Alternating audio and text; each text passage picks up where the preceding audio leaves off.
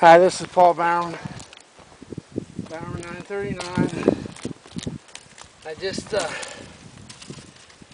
drilled that in just to show you that bow drill set works. Anyhow, what I'm out here doing today is I found this new container at Sportsman's Warehouse. Man, I really like it. And it's going to be nice to boil water in because it's big. See how that little ember right there? It's kind of like the, I don't know, it's kind of like the head of a cigarette.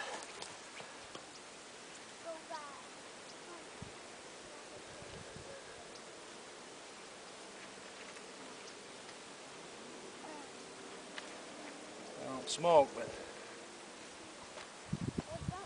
been around men that do.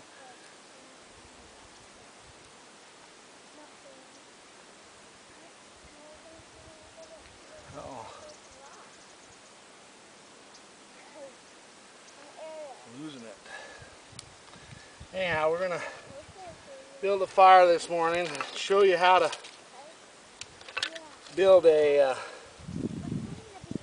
we're going to show you how to boil water in different vessels. Now I got a plastic vessel here that I'm going to boil water in, and a plastic cup. And